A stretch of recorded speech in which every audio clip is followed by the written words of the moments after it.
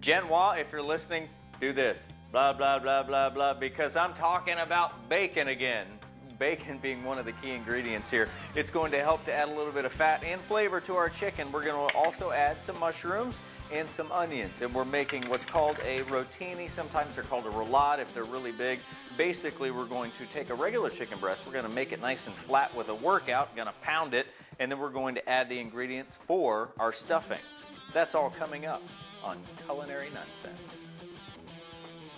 To put together the rotini, the chicken rotini that we're doing today, more properly the mushroom stuffed chicken rotini that we're doing today, you need a couple of extra items. One of the items is probably already in your cupboard, and that's a good sturdy frying pan. Why? Well, because we've got to thin out that breast. If not, maybe you have one of these, and this is the same thing. It's made for pounding out meat. This is a nice flat one on both sides. Maybe you've seen these that look a little bit more hammer-like, and they've got some really aggressive-looking teeth. That's more of a tenderizer. It works great for beef and meat-type products, but if you take something that's got some angry teeth and you start hitting something as fragile as a chicken breast, what you're going to end up with is basically the makings of nuggets. You're not going to have a rotini, you're going to have chopped chicken. So if you've got one that's flat, fine, use that. If not, the bottom of a frying pan will work just as well. But that's for the chicken. Let's get to the stuffing, and we're going to start the stuffing. Jen, put fingers in your ears, bacon. She pointed out the other day that I use a lot of bacon. I was like, I don't think I do. And then I looked at some of my recipes, and you know what? I do use a lot of bacon. Once you got a fair amount of fat coming out of that bacon, go ahead and add your onions. These are just some regular old yellow sweet onion.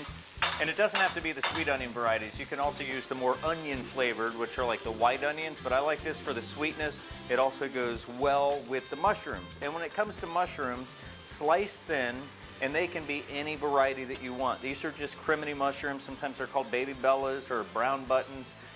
These are just a nice mild flavor, kind of a neutral flavor if it really comes to mushroom. But if you like shiitake mushrooms, portobello, the grown-up version of this, or even chanterelles and some of the more exotic or wild mushrooms, you can use those. I like those in this dish. It pairs well also because it has that real earthy, more of the, definitely the earthy mushroom taste. We have got plenty of fat coming out of the bacon over a nice, we'll call it a moderate heat here, medium-low. And we're going to let the onions sweat, which is basically just letting those cook down as well as the mushrooms, and that will make up the base for the stuffing for our rotini. Now we got to turn our attention to the chicken, and as I mentioned, you need a couple little extra items here, and it can be something as easy as the frying pan or the meat flattener, the old pounder there. And the next thing you're going to need is some parchment paper, and or you can use plastic wrap. I like parchment paper. It seems to hold up a little bit better, and you don't end up with any plastic pieces inside of the chicken. So it starts with that, and it's a lot of it. Maybe you got a kid in the house, you can have them do it. And no, you don't need to have that special tool there. You can also use the backside of a frying pan, and we just start pounding out the chicken, working our way from the middle toward the outside, and then we'll come back again. And remember, if you get those really fat chicken breasts, they look like they came out of really big birds, you can cut those in half and then do the same step. Go ahead and pound those out. Just be careful with them because you've already kind of broken them down. You don't want them to split and to go into a bunch of little pieces, but go ahead and pound those down, and you can take some of the excess work out. Now, let's go ahead and get into our stuffing. You can see that the mushrooms are still identifiable as mushrooms. The onions are almost completely translucent, nice and soft, and our bacon still easily identifiable there as a nice little background flavor. So our warm, still warm, stuffing goes in the center. Here's the part where some people like to go crazy with the stuffing. As soon as you do that and you start to roll it, it all comes out. So a nice moderate amount of stuffing, and then we're going to wrap it and roll it, keeping it as tight as we can the whole way. And if anything sticks out on the edge, just roll those back in like this mushroom trying to sneak out. Get back in there.